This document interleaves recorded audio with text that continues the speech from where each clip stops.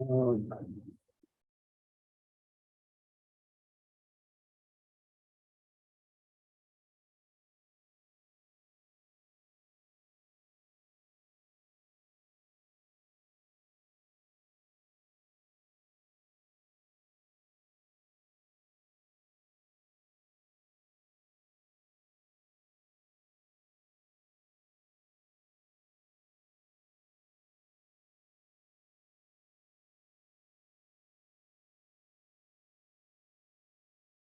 okay.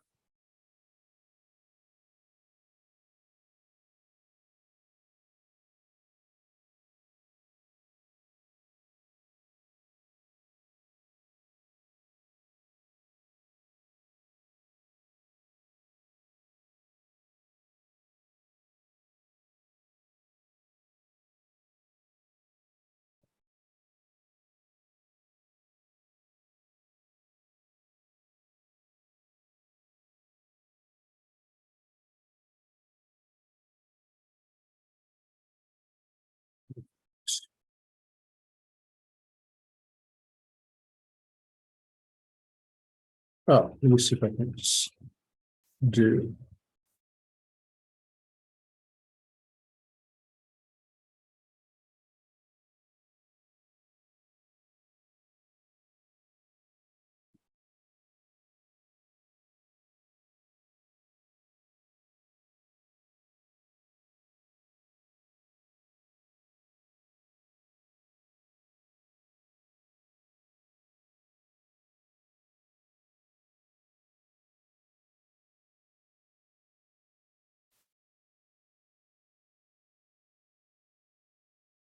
Is that what you guys got?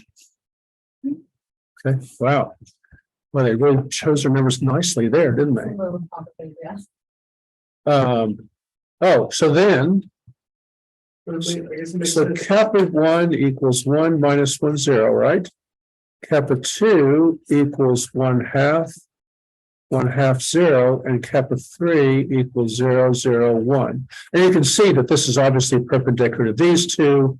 And if I do the dot product of kappa 1 and kappa 2, I've got 1 times 1/2 minus 1/2, so it's 0. So they're all each one of them is orthogonal to each of the others. So there you have it. Okay, and if you look at the RigX vector geometry ones, there's like, how long is this vector? Here's what's the cosine of the angle between those two vectors? What's the value of k? You find the value of k for which these two are perpendicular. And then what's the orthogonal projection of the first vector onto the second? We've done that. And here's you find the orthogonal bases. Here's two basis vectors. What are these basis vectors? What is the orthogonal projection? The standard, and here's one with, you do the same thing, okay? So basically, you've practiced now everything that you need for the RigX stuff. And if we look now at assignment 6,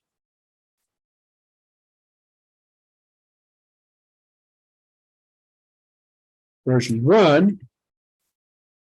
You see the first thing is what's the length of this vector, what's the dot product, what's the cosine of the angle between these two vectors, treating with 5-dimensional space. And here's what's the orthogonal projection of V on the line spanned by W. Well, that's what just the orthogonal projection of V onto W.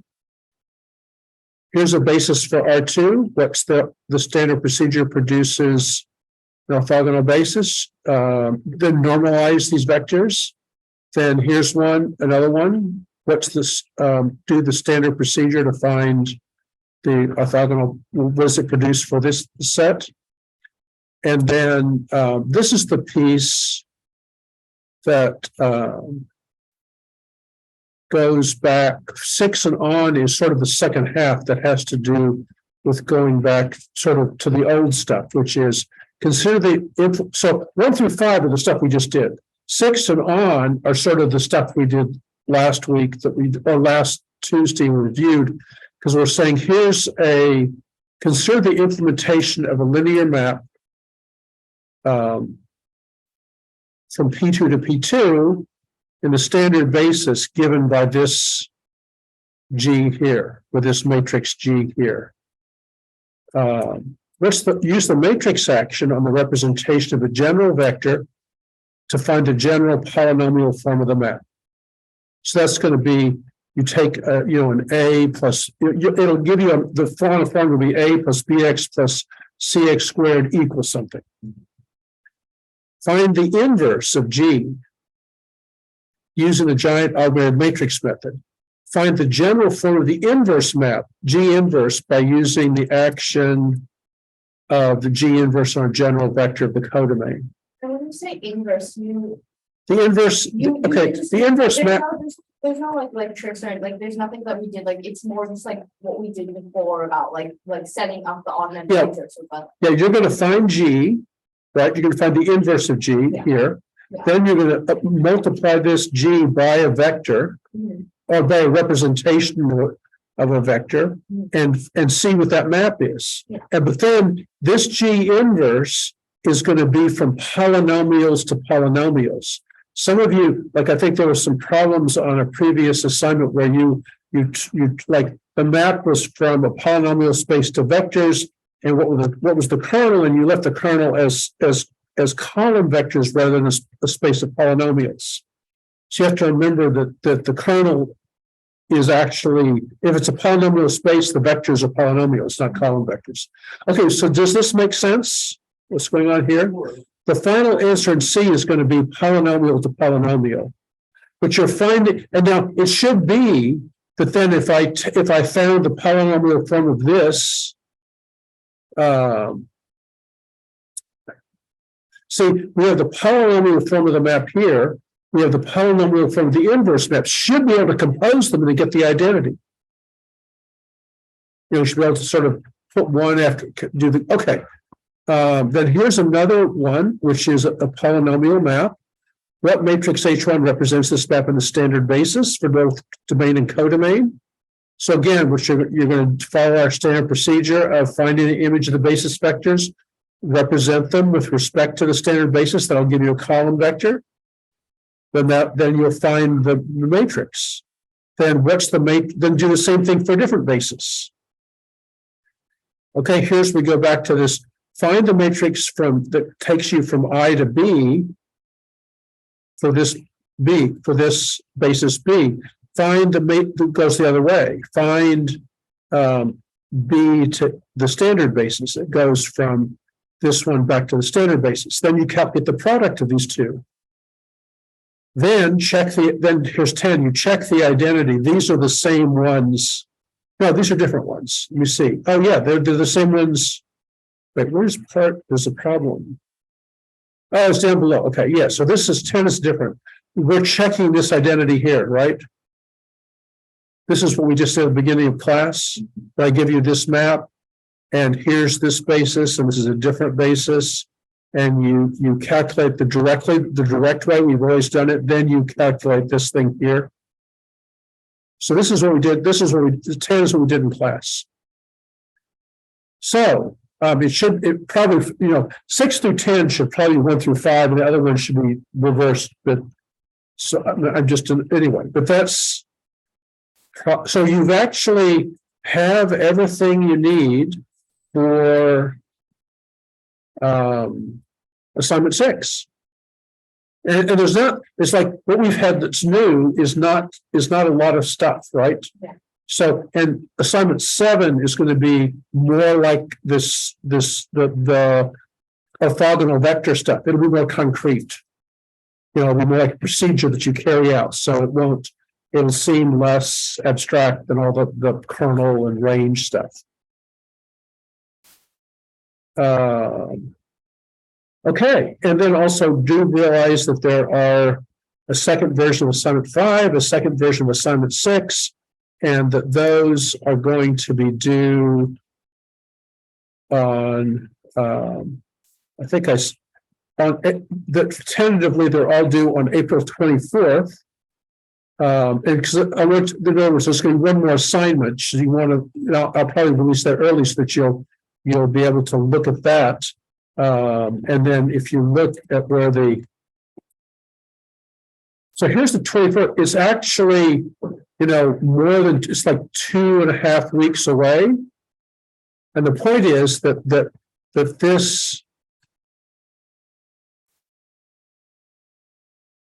just for scheduling purposes, you can see that our last week is the first week in May. So we have 1, 2, 3, 4 full weeks left. So you don't want to get, so if you're going to do that's why I put this here, because you don't want to get jammed up at the end with this, like if you have other courses and stuff like that. And there's one assignment after this, number 7. So if you have it here, then you sort of have this week and this week to work on assignment 7 and finish up and begin to finish up any the demonstration 3, and then do any retakes you might need. When will demonstration 3 be? Well, let's look and see. Let's look at the syllabus. So we're in this, we've done, let me see, we have done, we're sort of in this week with projections and bases, right? And this is the chapters 8 and 9 that we finished up. And so we don't have anything new scheduled for next week. I mean, we could, there was if you guys had wanted, let me see, I think you want demonstration 2 and concept check 2 this weekend. So there's going to be, because we don't have anything else scheduled, so we have, and then the next, there's no new material, but then we'll have concept check 3. Then we have determinants and spectral theory. Determinants is a straight, we calculate determinants using Gauss's method. Okay. So it's not like and then this is eigenvectors and eigenvalues, which use determinants. And then we have an extra review week here. And then so we have demonstrate. So if we keep to the schedule and have demonstration 3 here, we'll have a full week to do for review and for doing like homework assignments and doing any. So you might be able to sort of finish off the course without having anything in the finals week. But then the finals week will be, there's a backup in case you need to really retake stuff. Okay. Concept check. We would be We're right here. the end of next week, like over the. Yeah, so the 17th is, remember, the week of the 17th is a short week because we have, well, not short week for us, but you have Monday. Yeah, so that then the concept check 3 you'll have until, well, you have it anyway the Monday night, but you have an extra day in case you have other classes. The 17th is a holiday. Unless you're running a marathon, in case it would be a lot of work. Okay, so that is, so really, right now, there's only like determinants are basically going to be, you're going to applying Gauss's method to calculating determinants. Okay, so basically that's going to seem very familiar. And then so there's one new topic for this whole time, which is eigenvectors and eigenvalues. Okay, so even if you're behind on something, you're going to have time to catch up and fix so that.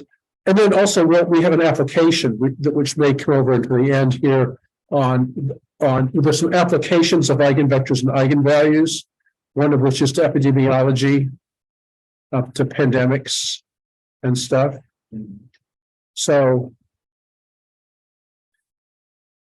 it's going to turn out that, you've heard of this R value for COVID or for other pandemic things. It's the number of people that one person will infect if they go along. And okay. So the point is that when you make a model of this, that R value is actually an eigenvalue that comes from linear algebra. So there will be something there that's. Yeah, that's really cool. The R value of like 2 is like, it's like exponential, right? So for 2, every one person gets infected, they're like 2. And then for 2, it's 4, and then 4, it's 16. Yeah, well, that's why, like at first it was 1.2 and now it's like up to 2 or something. Mhm. But that's also why I think measles, which has an R value of like 20 or 30, means that if you have one kid who has measles and they go to school, everyone's infected, right? So measles, there's no hope of like containing it by means except for vaccinations. If you don't have a vaccine, just everyone's going to get measles. And the problem is that measles kills people. So if you just had 100% of the people getting measles, you're going to end up with thousands of kids dying, as well as adults. So the only reason that someone can have their kids not be vaccinated with measles is because so many other people do have their kids vaccinated. That the kids around them that are vaccinated protect the isolated ones that aren't. So you end up with this weird. Okay, so much for politics of anyway. So that is where we are. And so I guess the question is, we only have 10 minutes or so left, but the question is, do you guys have any, at least